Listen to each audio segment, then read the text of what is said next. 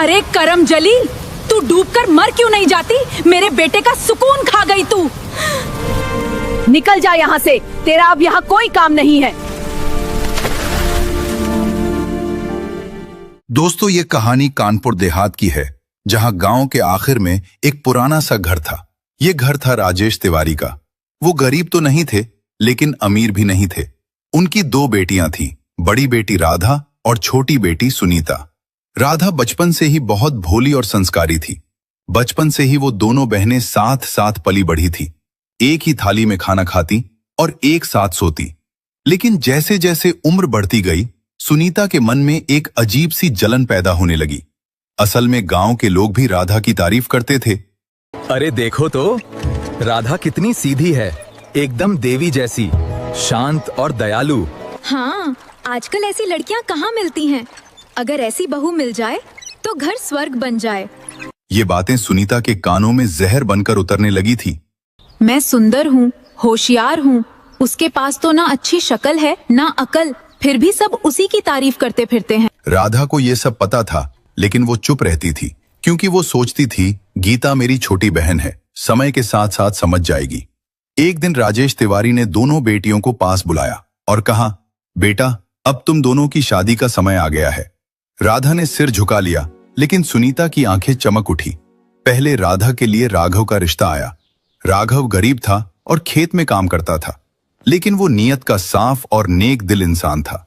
सुनीता ने जब ये सुना कि राघव गरीब है और वो खेत में काम करता है, तो वो हंस पड़ी और बोली, वाह, बड़ी बहन को तो खेती करने वाला किसान मिल गया है। अब तो तुम्हारी जिंदगी मजे में कटेगी। वैसे भी तुम्हें तो बंधुआ मजदूरी करना अच्छा लगता है। सुनीता की बात पर राधा ने कुछ नहीं कहा, लेकिन राजेश तिवारी बोले, हाँ, वो गरीब है तो क्या हुआ, लेकिन मेहनती और ईमानदार होने के साथ साथ वो नेक दिल भी है और राधा उसके साथ बहुत खुश रहेगी। राधा ने सिर झुकाकर कहा, जी बाबूजी, आपने मेरे लिए ठीक ही सोचा है। कुछ दिन बाद सुनीता के लिए निखिल का रिश्ता आया, जो एक बड़ा व्यापारी था। खूबसूरत बंगला, नौकर चाकर, उसके पास सब कुछ था। ये सुनते ही सुनीता का घमंड और भी बढ़ गया। वो बोली, देखा बाबूजी, किस्मत भी समझती है कि कौन किस चीज के लायक है। तिवारी जी ने सुनीता की बात का जवाब नहीं दिया, क्योंकि वो उसकी रग रग से वाकिफ थे। खैर, शादी की तारीख तय की गई और जल्द ही उन दोनों बहनों की शादी भी हो गई। राधा शादी करके राघव के साथ उसके घर आ गई। राघव का घर छोटा था, छप्पर की छत, एक टूटी सी रसोई और कुछ बोरियों में अनाज रखा था। राघव बोला, राधा, मेरे पास ज्यादा कुछ तो नहीं है, लेकिन मैं कोशिश करूंगा कि तुम्हें कभी किसी चीज की कमी ना हो। राघव, मुझे कुछ नहीं चाहिए, मेरे लिए तो बस आपका साथ ही काफी है। उधर जब सुनीता अपने ससुराल पहुंची, तो इतना आलीशान घर और चमचमाती गाड़ियां देखकर हैरान रह गई। वाह, इतनी दौलत और शोहरत, अब ये सब मेरा है, मेरी तो ऐश ही ऐश है। अब तो राधा मुझसे नजर तक नहीं मिला पाएगी। इस तरह दौलत और शोहरत के नशे ने सुनीता का घमंड दुगना कर दिया था। उसने नौकरानी को आवाज लगाई, ओए लाजो, तूने मेरा कमरा ठीक से साफ क्यों नहीं किया? लेकिन मैंने तो सुबह ही अच्छी तरह साफ किया था छोटी मालकिन। तो क्या मैं झूठ बोल रही हूँ? नौकर हो, नौकर की तरह रहो। चलो जल्दी से कमरा साफ करो। और हाँ, किसी नौकर को मेरे लिए नारियल पानी लाने को कहो। जी छोटी मालकिन, मैं अभी कह देती हूँ। इसी तरह दिन और महीने बीतते गए और तीज का त्योहार आ गया। वो दोनों बहनें अपने मायके आ गई। राधा ने साधारण सी साड़ी पहनी हुई थी और सुनीता ने रेशमी लहंगा पहना हुआ था। उसके हाथों में रंग बिरंगी चूड़ियां और गले में सोने का हार था। गांव की कुछ औरतें तीज का टोटका करने आई हुई थी। तभी सुनीता ने अपनी बहन का मजाक उड़ाते हुए कहा, और बताओ राधा, क्या चल रहा है? राघव जीजू खाना भी देते हैं या नहीं? अरे मैं तो भूल ही गई, उनके यहाँ तो खुद खाने के लाले पड़े हुए हैं, वो तुझे कहाँ से खिलाएंगे? सुनीता की कड़वी बातें सुनकर राधा का दिल टूट गया, लेकिन अपनी बहन को नीचा दिखाकर सुनीता को बड़ा मजा आ रहा था। दिन ढलने तक दोनों बहनें अपने अपने ससुराल लौट गईं। दिन बीत रहे थे, लेकिन राधा की जिंदगी आसान नहीं थी। वो सुबह सूरज निकलने से पहले उठती, चूल्हा जलाती, खाना बनाती और फिर पति राघव के साथ खेत चली जाती।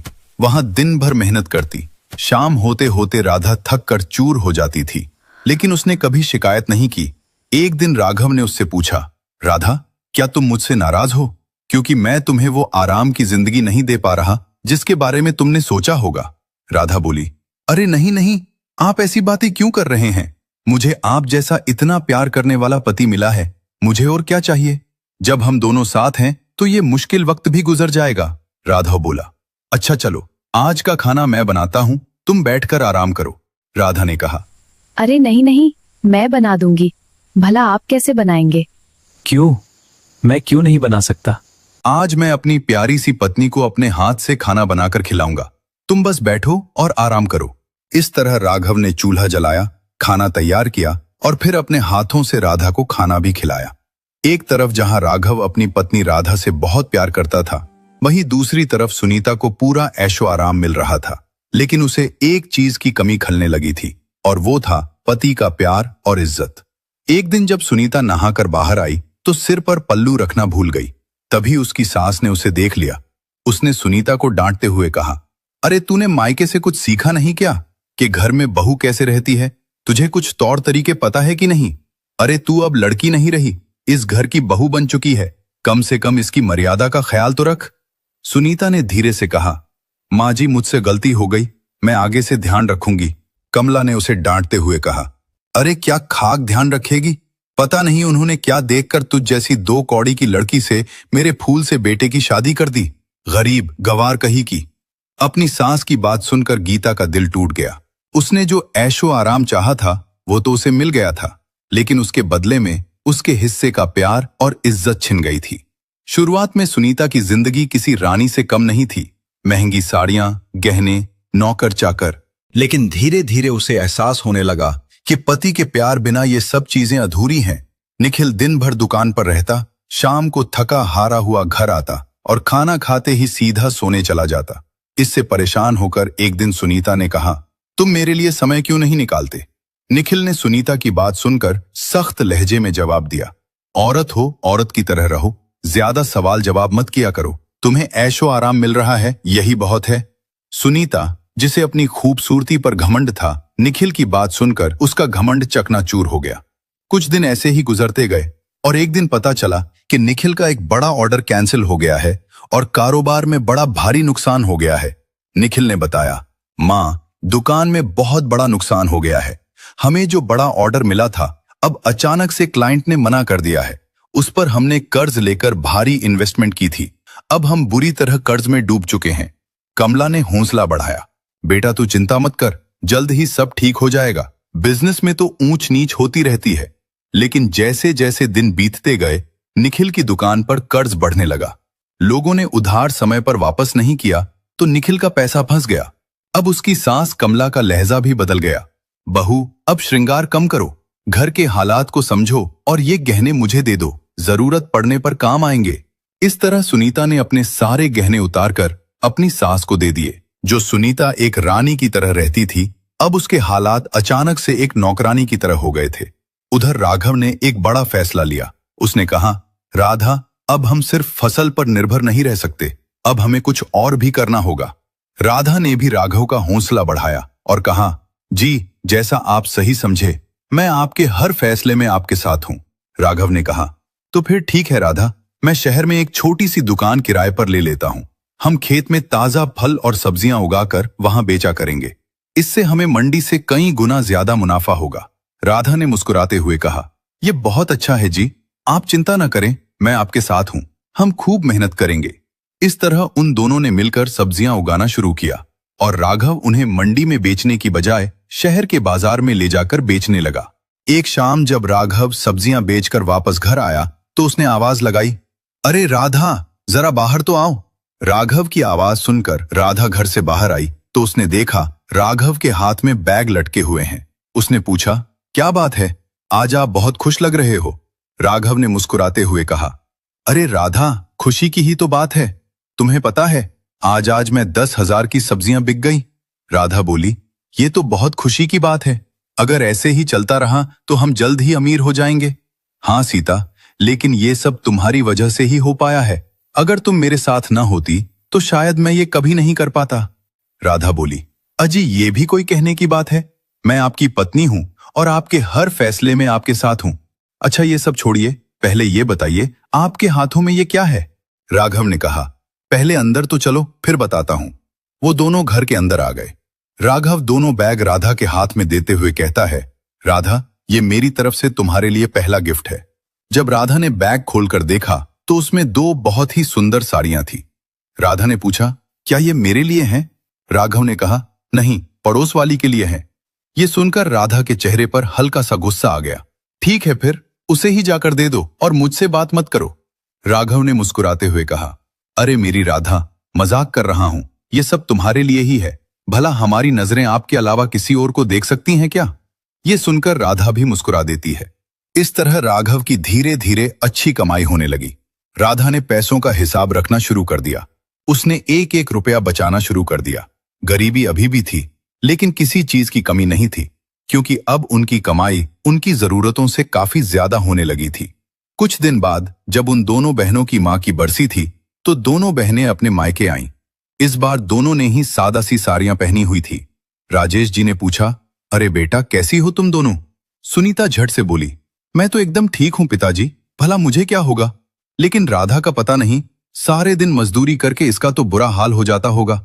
राधा ने मुस्कुराते हुए कहा, नहीं नहीं छोटी बहन, अब ऐसी कोई बात नहीं है। राघव ने नया बिजनेस शुरू किया है और भगवान की दया से सब बहुत अच्छा चल रहा है। जल्द ही हम नया घर भी लेने वाले हैं। ये सुनकर सुनीता की जलन और ज्यादा बढ़ गई। कुछ दिन बाद निखिल की आर्थिक स्थिति और खराब हो गई। घर के गहने, जेवरात सब बिक गए और नौकर हटा दिए गए। सास का गुस्सा अब सुनीता पर निकलने लगा। वो दिन रात सुनीता को ताने मारने लगी। अरे कलमुही, तेरे मायके से कुछ मदद क्यों नहीं मांग लेती? अपने बाप से बोल कि अपने दामाद की थोड़ी मदद कर दे, ताकि तेरे पति की परेशानी थोड़ी कम हो जाए। सुनीता ने धीरे से कहा, लेकिन माँ जी, मेरे पिता तो एक साधारण से किसान हैं। उनके पास कोई धन दौलत नहीं है, और जो थोड़े बहुत पैसे उनके पास थे वो भी उन्होंने हमारी शादी में लगा दिए थे। वो कहां से हमारी मदद कर पाएंगे? सास बोली, हमने तुझसे निखिल की शादी करके बहुत बड़ी गलती कर दी। अगर किसी अच्छे खानदान में की होती तो आज कम से कम वो निखिल की मदद तो करते। ये सुनकर सुनीता को बहुत बड़ा धचका लगा। उसे महसूस हुआ कि जिस दौलत और शोहरत को देखकर उसे घमंड हो रहा था, वो सब उसे सिर्फ एक कुत्ते की तरह मिल रहा था। इस तरह उन दोनों बहनों की जिंदगी एक नया मोड़ ले रही थी। जहां राधा की जिंदगी खुशहाली की ओर बढ़ रही थी, वहीं दूसरी तरफ गीता की जिंदगी धीरे धीरे तबाही की ओर बढ़ती जा रही थी। एक रात जोर की बारिश हो रही थी। सुनीता रसोई के एक कोने में बैठी थी। रो रोकर उसकी आंखें सूजी हुई थी। पीछे से सास की आवाज उसके कानों में गूंज रही थी, अरे करम जली, तू डूबकर मर क्यों नहीं जाती? मेरे बेटे का सुकून खा गई तू। हमारे घर को बर्बाद करके रख दिया है तूने। न मायके से पैसा लाई, न किस्मत लाई, कुलक्षणी है तू। निखिल ये सब सुनता था, लेकिन चुप रहता था। उसकी चुप्पी सुनीता के लिए सबसे बड़ा तमाचा थी। उसे ऐसा लगने लगा था जैसे उसका पूरा अस्तित्व ही मिट्टी में मिल गया है। अगली सुबह निखिल की दुकान पूरी तरह बंद हो गई। कर्जदार दरवाजे पर खड़े थे। अब घर बिकने की नौबत आ गई थी। सास ने घूरते हुए कहा, तू अपने मायके चली जा कुलटा, यहां अब तेरा कोई काम नहीं है। हमारे पास तुझे बिठाकर खिलाने के लिए पैसे नहीं है। अब सुनीता का घमंड पूरी तरह टूट चुका था। वो बिना कुछ कहे अपना सूटकेस लेकर रोते हुए मायके की तरफ निकल पड़ी। जब सुनीता अपने मायके पहुंची तो राजेश तिवारी उसे देखकर चौंक गए। बेटा सुनीता, क्या हुआ? तू अकेली क्यों आई है? और तेरी आंखों में आंसू क्यों हैं? क्या हुआ मेरी बच्ची? अपने पिता की आवाज सुनते ही सुनीता फूट फूट कर रोने लगी। बाबूजी, मैं हार गई। उन्होंने मुझे घर से निकाल दिया है। उनके लिए मैं एक नौकरानी से ज्यादा कुछ नहीं थी। मैं बेघर हो गई पिताजी। अब मैं कहीं की नहीं रही। उन्होंने सुनीता का हौसला बढ़ाया और कहा, कोई बात नहीं मेरी बच्ची, तू रो मत। तेरा बाप अभी जिंदा है। चल, तू अंदर चल। राजेश जी सुनीता को घर के अंदर ले गए, लेकिन सुनीता लगातार रोए जा रही थी। इसलिए राजेश जी ने अपनी बड़ी बेटी राधा को फोन किया। बेटी राधा, कैसी है तू? मैं ठीक हूं पिताजी, आप कैसे हैं? आप मुझे ठीक नहीं लग रहे हैं, बताइए क्या हुआ? बेटी राधा, वो सुनीता को उसके ससुराल वालों ने घर से निकाल दिया है। उन्होंने उसे पूरी बात बताई। राधा ने कहा, आप चिंता मत कीजिए पिताजी, मैं अभी घर आती हूं।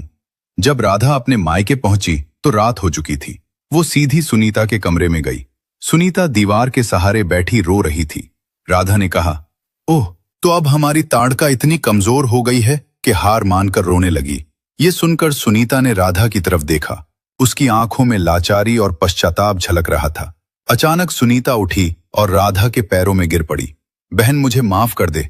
मैंने तेरे साथ बहुत बुरा बर्ताव किया है और शायद भगवान ने मुझे उसी की सजा दी है। सुनीता का ये रूप देखकर राधा हैरान रह गई। उसने आगे कहा, मैंने तुझे हमेशा नीचा दिखाने की कोशिश की, तेरी गरीबी का मजाक उड़ाया, लेकिन आज मैं खुद एक मजाक बनकर रह गई हूं। मेरे साथ जो भी हुआ वो सब मेरे कर्मों का फल है जो मैं भुगत रही हूं। राधा ने ढांढस बंधाते हुए कहा, रो मत मेरी गुड़िया, बहनें तो आपस में लड़ती हैं, झगड़ती हैं, लेकिन इसका मतलब ये नहीं कि हम एक दूसरे से अलग हैं या नफरत करते हैं। चल अब रोना बंद कर। सुनीता ने कहा, नहीं बहन, अब मुझे समझ आ गया है, इंसान पैसे से नहीं बल्कि अपने चरित्र और व्यवहार से अच्छा और बुरा कहलाता है। ये सुनकर राधा की आंखों में भी आंसू आ गए। उसने सुनीता को गले से लगा लिया और कहा, अरे पगली, बहनें माफी नहीं मांगती बल्कि एक दूसरे को संभालती हैं। चल अब रोना बंद कर, वरना मार खाएगी मुझसे। अगले दिन राधा ने राघव से बात की। राघव, मैं चाहती हूं कि सुनीता भी हमारे साथ काम करे, इससे वो ये सब जल्दी भूल पाएगी और जिंदगी में आगे बढ़ पाएगी। राघव ने बिना कुछ पूछे कहा, ठीक है राधा, जैसा तुम चाहो कर सकती हो, आखिर सुनीता तुम्हारी बहन है तो वो मेरी भी बहन है। इस तरह सुनीता राघव और राधा के साथ खूब मेहनत से काम करने लगी। सुबह जल्दी उठना, खेत जाना, सब्जियों में पानी देना, सब्जियां तोड़ना और राघव के साथ शहर जाकर दुकान पर सब्जियां बेचना। सुनीता के हाथ छिल गए, कमर दर्द करने लगी और एक दिन परेशान होकर सुनीता ने रोते हुए कहा, राधा, ये सब करना मेरे बस की बात नहीं है, मुझसे नहीं हो पाएगा, मैं तुम्हारे जितनी मजबूत नहीं हूं। राधा ने उसे समझाया और कहा, हिम्मत मत हार सुनीता, मैंने भी सीखा था, तू भी जल्दी ही सीख जाएगी और देखना एक दिन कामयाबी तेरे कदम जरूर चूमेगी।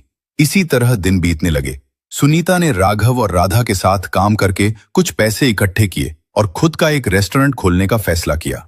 राघव और राधा ने सुनीता का साथ दिया और फिर कुछ दिन बाद सुनीता और राधा ने मिलकर पार्टनरशिप में शहर में एक रेस्टोरेंट खोल लिया। रेस्टोरेंट बहुत अच्छा चलने लगा और जल्द ही सुनीता और राधा का नाम स्टार्टअप आइकन गर्ल्स के रूप में मशहूर हो गया। उसी दौरान निखिल राजेश तिवारी के घर आया। उसने नमस्ते किया और पूछा, सुनीता कहाँ है? उन्होंने गुस्से में कहा, अब तुझे सुनीता से क्या काम है? तूने उसे जो दुख दिया है, क्या वो काफी नहीं था जो तू फिर से जले पर नमक छिड़कने चला आया?